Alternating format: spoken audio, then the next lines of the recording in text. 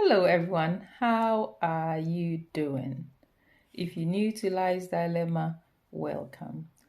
So today I'm going to be discussing about a statement that I found, which says that if you want to deprive knowledge from an African, put it in a book.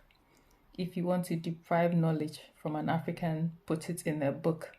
When I saw the statement, I said, what type of crap is this? And what are they trying to say? Like, seriously. Then, I digested it, and then after I had digested it, I thought, there is some truth in this statement, sadly. And we as a continent have not developed our attitude to reading very well. Why would I say that? Because if you think about it,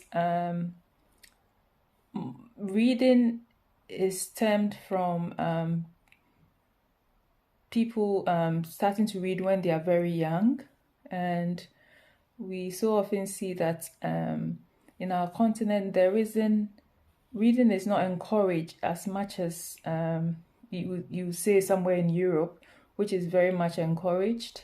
And because of that, you would find that a child, for example, in somewhere in Africa, would only read books if it's part of their studies, and apart from that, they don't read books. And obviously, they would read the Bible. That's the other thing that I know they read. But it's not something which is very encouraged. Whilst if you come to somewhere in Europe, they read a lot. And from an infant, a child always go home with a book and read it, then swap the book. So they develop the habit of reading with the child. And because of that, it becomes a habit. So me, for instance, I can't remember reading a lot of book myself when I was young.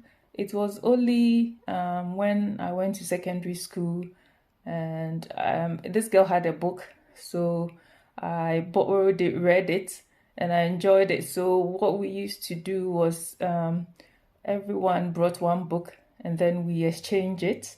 And it was actually the highlight of my secondary school, which was in a boarding school at that time.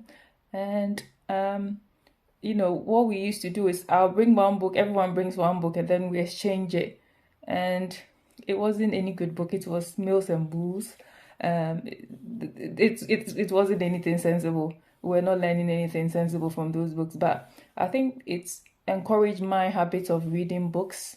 And in doing that, I've grown up enjoying reading books as well.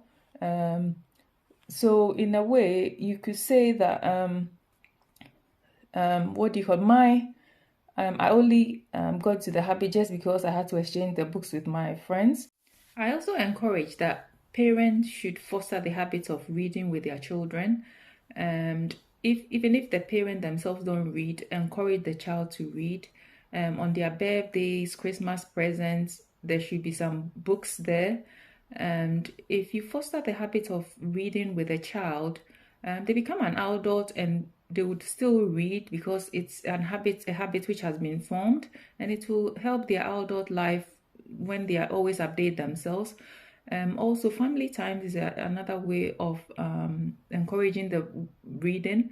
As a family, you could choose a book every time and then read a chapter every week, and this would foster the habit of reading the books, and then you could discuss it as a family. So like once every week you read a chapter of a book that the family has chosen to read, and this would also encourage the reading. Watch out for the video because I would be doing a video on family time, which I would explain what I mean by what I just said. Also, I feel like it's important that we debunk this myth is it a myth? No, it's not a myth. It's actually true. That if you want to deprive knowledge from an African, put it in a book. It's actually not a myth. It's so true.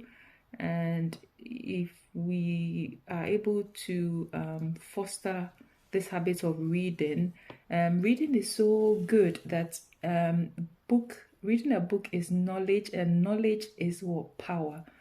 And if you read a book, one book a month, by a year you have read 12 books, and obviously the next year you probably double the 12 books to 24, and the knowledge that you'll be getting, you can't describe it. Books develops your mind, it questions your mentality, it changes your mindset. It questions, every aspect of your being. Obviously, it has to be the good books, the mindset augmentation books, and which questions why you do the same thing and expect to have different results. Sometimes we are aloof by our limitations, and books exposes this limited mindsets that we have.